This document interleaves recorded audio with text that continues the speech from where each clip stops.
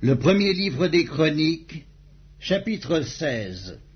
Après qu'on eut amené l'arche de Dieu, on la plaça au milieu de la tente que David avait dressée pour elle, et l'on offrit devant Dieu des holocaustes et des sacrifices d'action de grâce. Quand David eut achevé d'offrir les holocaustes et les sacrifices d'action de grâce, il bénit le peuple au nom de l'Éternel.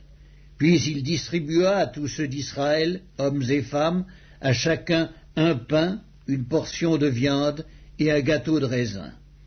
Il remit à des Lévites la charge de faire le service devant l'arche de l'Éternel, d'invoquer, de louer et de célébrer l'Éternel, le Dieu d'Israël.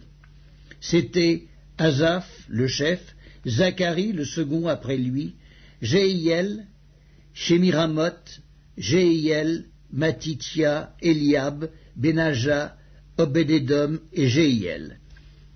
Ils avaient des instruments de musique, des luttes et des harpes.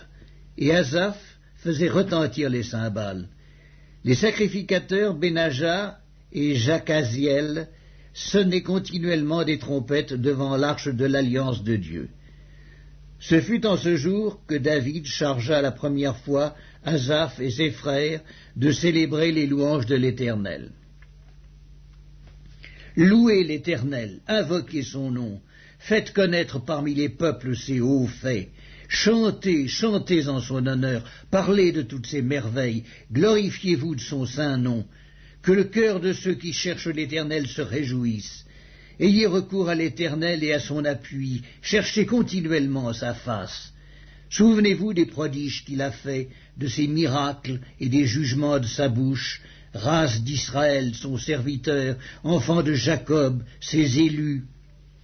L'Éternel est notre Dieu, ses jugements s'exercent sur toute la terre. Rappelez-vous à toujours son alliance, ses promesses pour 1000 générations, l'alliance qu'il a traitée avec Abraham et le serment qu'il a fait à Isaac. Il l'a érigé pour Jacob en loi, pour Israël en alliance éternelle, disant « Je te donnerai le pays de Canaan comme l'héritage qui vous est échu ». Ils étaient alors peu nombreux, très peu nombreux et étrangers dans le pays, et ils allaient d'une nation à l'autre et d'un royaume vers un autre peuple, mais il ne permit à personne de les opprimer, et il châtia des rois à cause d'eux. Ne touchez pas à mes oints, et ne faites pas mal à mes prophètes. Annoncez de jour en jour son salut, racontez parmi les nations sa gloire, parmi tous les peuples ses merveilles, car l'Éternel est grand et très digne de louange. Il est redoutable par-dessus tous les dieux, car tous les dieux des peuples sont des idoles, et l'Éternel a fait les cieux.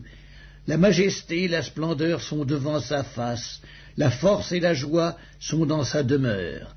Famille des peuples, rendez à l'Éternel gloire et honneur. Rendez à l'Éternel gloire pour son nom.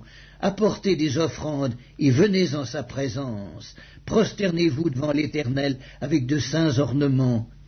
Tremblez devant lui, vous tous, habitants de la terre. Le monde est affermi, il ne chancelle point. Que les cieux se réjouissent et que la terre soit dans l'allégresse. Que l'on dise parmi les nations, l'Éternel règne. Que la mer retentisse avec tout ce qu'elle contient. Que la campagne s'égaie avec tout ce qu'elle renferme. Que les arbres des forêts poussent des cris de joie devant l'Éternel, car il vient pour juger la terre. Louez l'Éternel, car il est bon, car sa miséricorde dure à toujours. Dites, sauve-nous, Dieu de notre salut, rassemble-nous et retire-nous du milieu des nations, afin que nous célébrions ton saint nom et que nous mettions notre gloire à te louer.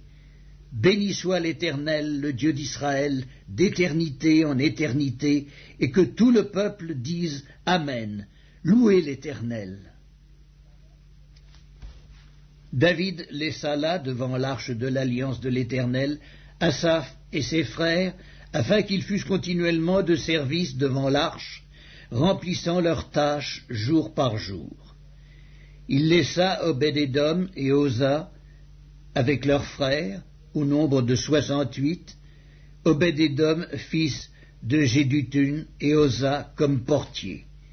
Il établit le sacrificateur Tsadok et les sacrificateurs ses frères devant le tabernacle de l'Éternel sur le haut lieu qui est à Gabaon, pour qu'ils offrissent continuellement à l'Éternel des holocaustes, matin et soir, sur l'autel des holocaustes, et qu'ils accomplissent tout ce qui est écrit dans la loi de l'Éternel, imposée par l'Éternel à Israël. Auprès d'eux étaient Héman et Jéduthun, et les autres qui avaient été choisis et désignés par leur nom pour louer l'Éternel, car sa miséricorde dura toujours. Auprès d'eux étaient Héman et Jéduthun avec des trompettes et des cymbales pour ceux qui les faisaient retentir, et avec des instruments pour les cantiques en l'honneur de Dieu. Les fils de Jéduthun étaient portiers.